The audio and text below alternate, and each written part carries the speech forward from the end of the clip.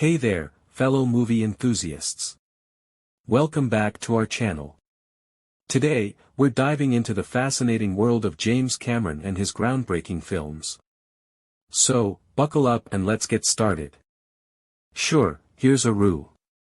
Narrator ***. Born in Westmoreland County, Virginia, on February 22, 1732, George Washington's early life gave little indication of the monumental impact he would have on the future of the United States.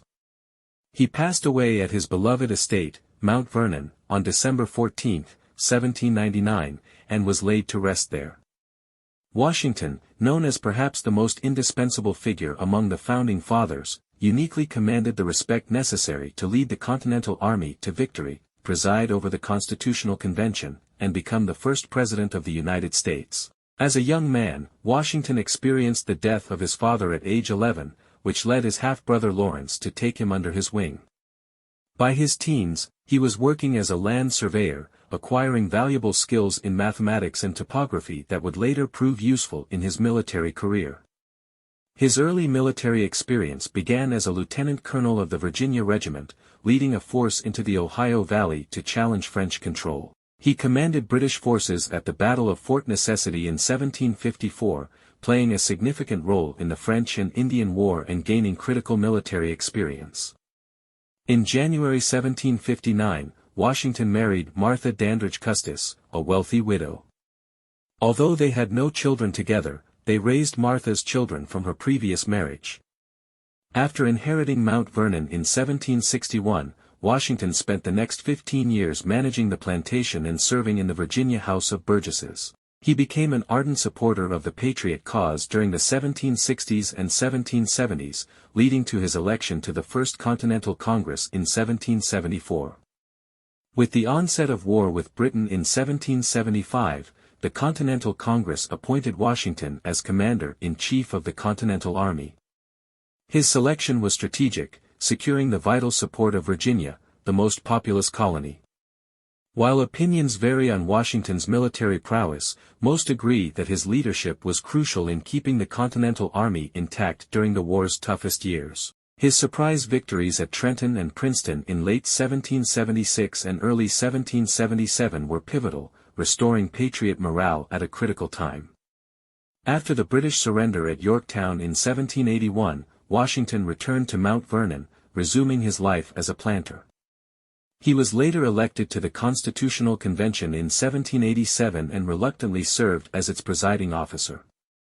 His endorsement was essential for the Constitution's ratification. Elected as the first President of the United States, Washington served 2 terms from 1789 to 1797, setting the precedent for a 2-term limit. He declined a 3rd term, underscoring his commitment to democratic principles. Washington's death in 1799 marked the end of an era. Despite the era's limited medical knowledge contributing to his death, his legacy endures. His leadership and vision were instrumental in shaping the United States. George Washington played an indispensable role in the adoption and ratification of the U.S. Constitution, which replaced the Articles of Confederation in 1789. He was unanimously elected president by the Electoral College in 1788 and again in 1792. As the first U.S. president, Washington established a strong, well-financed national government. He remained impartial amid the intense rivalry between cabinet members Thomas Jefferson and Alexander Hamilton. During the French Revolution, Washington proclaimed a policy of neutrality and sanctioned the Jay Treaty, which helped prevent further conflict with Britain. Washington set enduring precedents for the presidency, including republicanism, a peaceful transfer of power, the use of the title, Mr. President, and the 2-term tradition. His 1796 farewell address became a seminal statement on republicanism, emphasizing the importance of national unity and warning against regionalism, partisanship, and foreign influence. Washington's image is iconic in American culture. He has been memorialized through monuments, a federal holiday, various media depictions, and numerous geographical locations, including the national capital and the state of Washington.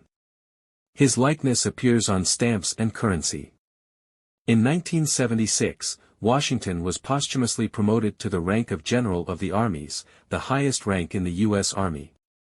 Washington consistently ranks as one of the greatest presidents in American history, revered in both popular and scholarly polls.